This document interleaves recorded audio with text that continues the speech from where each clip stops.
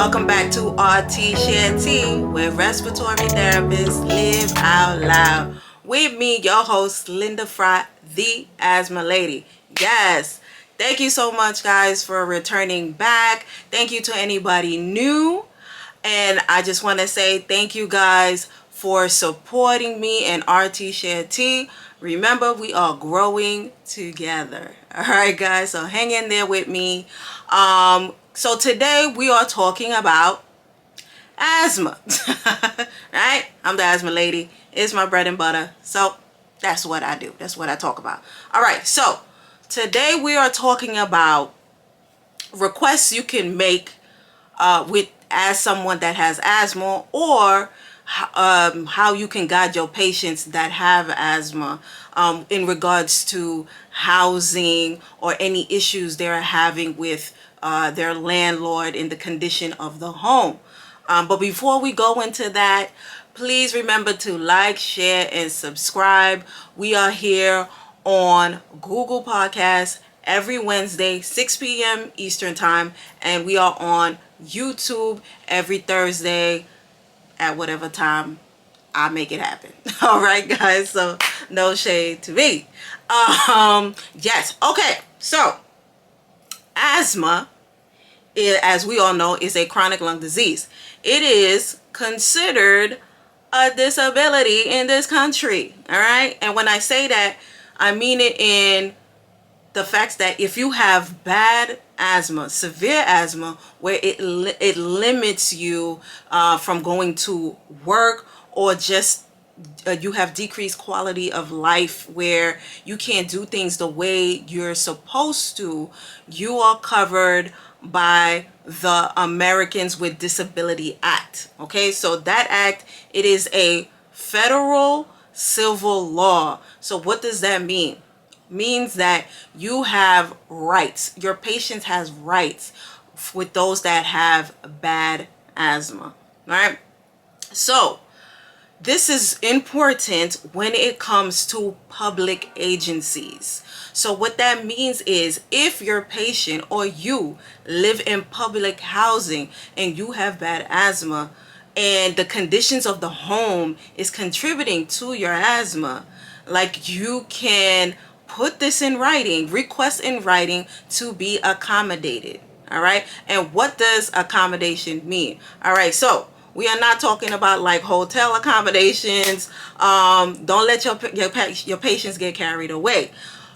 Basically, what they are saying is, you if your asthma is severe, classified as severe, you can actually file for Social Security disability benefits. All right, so under this civil law, I'm going to tell you what you need for you to qualify for that, right? And what to tell your patients, because in some communities, in the minority community, a lot of folks have asthma, right? So they don't take it as that serious, or it's just like, oh, Peter has asthma. And it's like, okay, well, a lot of folks in the family have asthma. So, but know that when it is severe and it's the house is contributing to it, we do home environmental assessments for asthma in our case management program for pediatrics, and the conditions of some of these homes. I personally, as a respiratory therapist and as a certified asthma educator, do home visits. I have, prior to COVID, I went personally to some of the complex cases of pediatric patients that have asthma that keep returning to the ER or being admitted to the inpatient unit. All right, so what we have is, for these accommodations, in order to qualify, it has to be documented by your doctor or provider that you have severe asthma.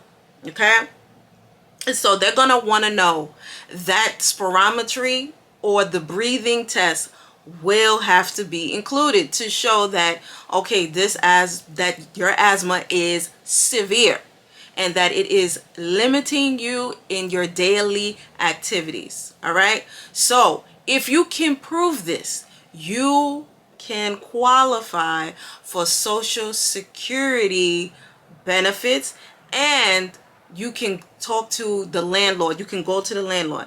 Now, for those of you that live in New York City, when it comes to New York City public housing, NYCHA, I work in New York and I work in North Brooklyn, we have the Breathing Easier at Home accommodation. So basically, you tell NYCHA, you go to the NYCHA website or to the building managers, you fill out an actual form, and you have to attach the doctor's note to the form. So that has to be there. There's no way you can pass that. And then you can attach, this is how we help as well. You can get a letter also from a program like ours, from the case management program, where you state that you are being followed and managed because you have been going back to the emergency room, and that you are being monitored so that you can gain asthma control.